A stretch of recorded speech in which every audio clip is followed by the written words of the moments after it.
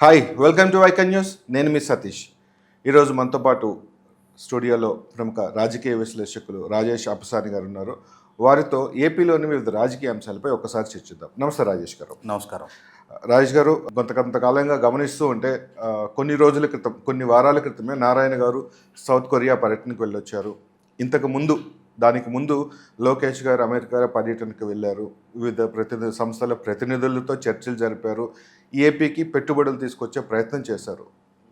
ఒక 2-3 రోజుల క్రితం లోకేష్ ఆస్ట్రేలియా పర్యటనలో బిజీగా గడుపుతున్నారు. ఇప్పుడు ఈరోజు చంద్రబాబు నాయుడు గారు యుఏఈ అంటే దుబాయ్ పర్యటనకు వెళ్తున్నారు ఈరోజు. సో ఈ ఏపీ అభివృద్ధి అనే దీన్ని ముందుగా చూసుకుంటే ఈ పర్యటనలో ఎలా చూడొచ్చు మనం ఈ పర్యటనని? అంటే దీనివల్ల ఏపీకి ఒనుగోరే ప్రయోజనాలు ఏంటి? ఇప్పుడు మనం చాలా క్యాజువల్గా మన దైనందిక జీవితంలో ఒక పదం వాడతాం, అడగందే అమ్మాయినా పెట్టదు అంటారు. రైట్.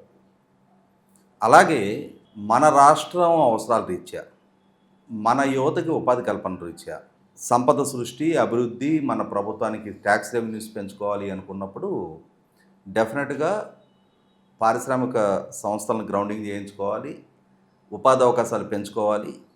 తద్వారా మార్కెట్ పొటెన్షియాలిటీ పెరుగుతుంది, రైట్, సంపద సృష్టి జరుగుతుంది, ట్యాక్స్ రెవెన్యూస్ పెరుగుతాయి. ఇది ఒక ఆరోగ్యకరమైన సైకిల్. ఇది ప్రాపర్గా ఇంప్లిమెంట్ అవ్వాలి అని అంటే ఇవాళ దేశంలోని 29 రాష్ట్రాల మధ్య కూడా ఒక ఆరోగ్యకరమైన పోటీ నడుస్తూ ఉంటుంది. దేశంలోకి ఏదైనా ఒక ఎఫ్డిఐ వస్తుంది అనుకున్నా, లేదు దేశంలో ఏ పారిశ్రామికవేత్త అయినా సరే ఒక సంస్థ ఏర్పాటు చేయాలి అనుకున్నా సరే, మా రాష్ట్రంలో పెట్టండి, మా రాష్ట్ర ప్రభుత్వ పరంగా మీకు ఈ వెసులుబాట్లు కల్పిస్తాము అని చెప్పని వివిధ రాష్ట్రాలు ఆయా సంస్థని అప్రోచ్ అవుతూ ఉంటాయి. ఈ క్రమంలో బెటర్ పెర్ఫార్మింగ్ స్టేట్ ఎవరు బాగా పెర్ఫామ్ చేయగలిగితే, ఎవరు త్వరితగతిన ఆ సంస్థను అప్రోచ్ అవ్వగలిగి తమ రాష్ట్రాన్ని, తమకున్న వనరుల్ని, తమకున్న అడ్వాంటేజెస్ అండ్ డిసడ్వాంటేజెస్ వాళ్ళకి వివరించగలగాలి. అదే సందర్భంలో సహజంగా డిసడ్వాంటేజెస్ అనేది వీళ్ళేం చెప్పరు. కాకుంటే ఆయా సంస్థలు కూడా అంటే ఆ డిసడ్వాంటేజెస్ని ఓవర్కమ్ చేసే విధంగా వీళ్ళు తీసుకుంటున్న మెజర్స్ని వాళ్ళకి ఎక్స్ప్లెయిన్ చేయాల్సిన అవసరం ఉంటుంది. అంటే ఒకవేళ ఏదైనా డిసడ్వాంటేజెస్ ఉన్నాయి అనుకున్నప్పుడు అది ఆ సంస్థ అసెస్ చేసుకుంటుంది. రైట్. ఆయా రాష్ట్రాలని బ్రాండింగ్ చేసుకుంటూ ఉంటారు. దీనికోసం వివిధ దేశాలు పర్యటిస్తూ ఉంటారు, వివిధ పారిశ్రామికవేత్తలను కలుస్తూ ఉంటారు, వివిధ సమూహాలతో మాట్లాడుతూ ఉంటారు, దావోస్ లాంటి వరల్డ్ ఎకనామిక్ ఫోరంలో పార్టిసిపేట్ చేస్తూ ఉంటారు. అలా పార్టిసిపేట్ చేస్తూ రాష్ట్రానికి ఒక బ్రాండింగ్ ఎస్టాబ్లిష్ చేసుకుంటారు. ఎగ్జాక్ట్లీ. తద్వారా సంస్థలు రప్పించుకుంటారు. దానిలో భాగంగానే మనం గమనించుకుంటే 2024 జూన్ 12 ఎన్డీఏ కూటమి ప్రభుత్వం పదవి బాధ్యతలు చేపట్టిన తర్వాత చంద్రబాబు నాయుడు గారు, లోకేష్ గారు మొట్టమొదట దావోస్ పర్యటనకు వెళ్ళారు. ఆ తర్వాత లోకేష్ గారి ద్వారా చాలా కాన్ఫిడెన్షియాలిటీ మెయింటైన్ చేస్తూ అమెరికా పర్యటన చేశారు. తర్వాత చంద్రబాబు నాయుడు గారు, లోకేష్ గారు ఇరువురు కలిసి సింగపూర్ పర్యటనకు వెళ్ళొచ్చారు. ఈ మధ్య చూస్తున్నాం మనం, మంత్రి కొండపల్లి శ్రీనివాస్ గారు దావోస్లో పర్యటించారు, అలాగే స్విట్జర్లాండ్లో పర్యటిస్తూ ఉన్నారు. మంత్రి నారాయణ గారు, బీసీ జనార్దన్ రెడ్డి గారు సౌత్ కొరియాలో పర్యటించొచ్చారు. ప్రస్తుతం నారా లోకేష్ గారు ఆస్ట్రేలియాలో పర్యటిస్తూ ఉన్నారు. చంద్రబాబు నాయుడు గారు ఈరోజు బయలుదేరి 3 రోజుల పాటు గల్ఫ్ దేశాల్లో పర్యటించడానికి వెళ్తూ ఉన్నారు. మళ్ళీ నవంబరు మొదటి వారంలో యూకే పర్యటనకు వెళ్ళబోతూ ఉన్నారు. అంటే ఇప్పటికీ షెడ్యూల్ అయి ఉన్న వివిధ దేశాల పర్యటనలు ఇవన్నీ చూస్తున్నప్పుడు మనకు అర్థమవుతున్నది ఒకటి, ఎన్నికలకు ముందు తాము చేసిన 20 లక్షల ఉద్యోగ కల్పన వాగ్దానాన్ని నెరవేర్చుకోవాలి అని అంటే కనీసం 30 లక్షల కోట్లకు పైగా పెట్టుబడులు రాష్ట్రానికి రప్పించుకోవాల్సిన అవసరం ఉన్న రీత్యా ఇప్పుడున్న ఈ పోటీ ప్రపంచంలో 30 లక్షల కోట్ల పెట్టుబడులు ఒక 5 సంవత్సరాల టెన్యూర్లో ఒకే రాష్ట్రానికి రప్పించుకోవటం అనేది అంత ఈజీ టాస్క్ కాదు. ఎందుకు అని అంటే ఇవాళ దేశంలో గుజరాత్, మహారాష్ట్ర, తమిళనాడు, కర్ణాటక, తెలంగాణ లాంటి అభివృద్ధి చెందిన రాష్ట్రాలతో పోటీపడి ఇవాళ ఆంధ్రప్రదేశ్ రాష్ట్రానికి ఉన్న అడ్వాంటేజెస్ని ప్రమోట్ చేసుకుంటూ రాష్ట్రానికి పెట్టుబడులు రప్పించుకోవటం అనేది చాలా చాలా హ్యూజ్ టాస్క్. అయినా సరే ఈ 16 నెలల పాలనలో ఇప్పటికీ తాము అనుకుంటున్న లక్ష్యంలో 1/3 10 లక్షల కోట్లకు పైగా పారిశ్రామిక ఒప్పందాలు ఖరారు చేసుకోగలిగారు.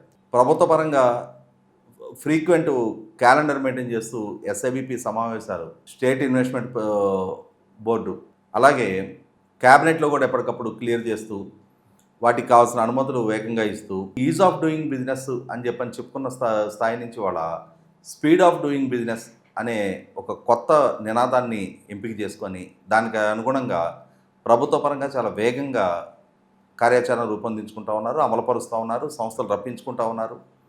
కాబట్టి చాలా భారీ భారీ పరిశ్రమలు ఒక్కొక్క టైంలో మనకి ఒక 1000 కోట్ల రూపాయలతో ఒక సంస్థ ఏర్పాటు అవుతుంది అని అంటే అది చాలా పెద్ద సంస్థగా మనం పరిగణించేవాళ్ళం.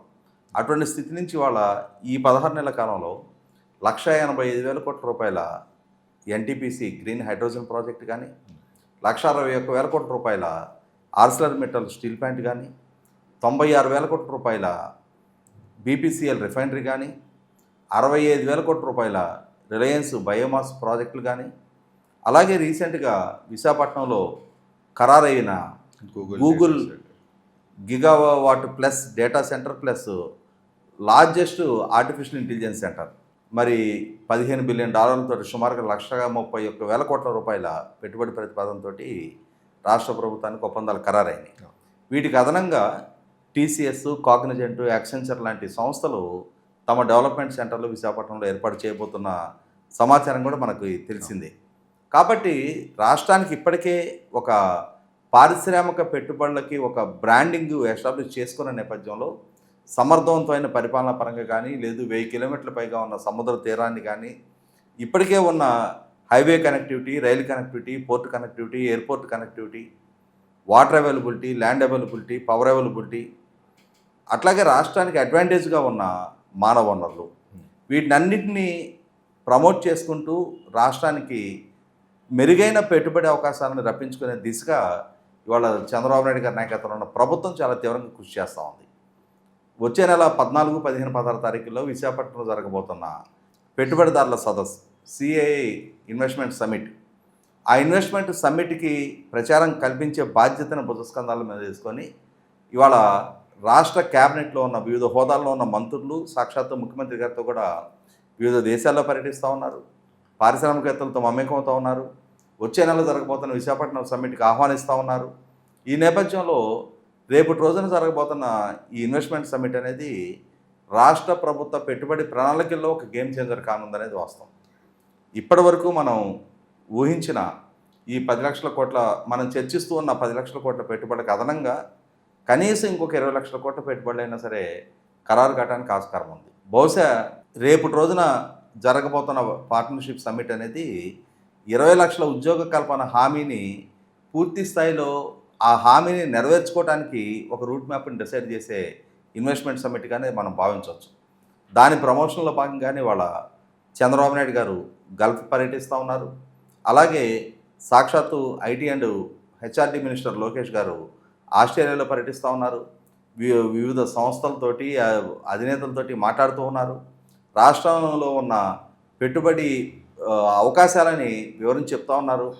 వాళ్ళు ఇక్కడ కనుక సంస్థ ఏర్పాటు చేసుకోవడం అంటూ జరిగితే అది మా సంస్థగా పరిగణిస్తాం, మా సంస్థకి మేము ఎంత ఫెసిలిటేషన్ చేస్తాము అంత ఫెసిలిటేషను అంత వేగంగా మీకు కూడా చేస్తాము అని చెప్పి అష్యూరెన్స్ ఇస్తూ ఉన్నారు.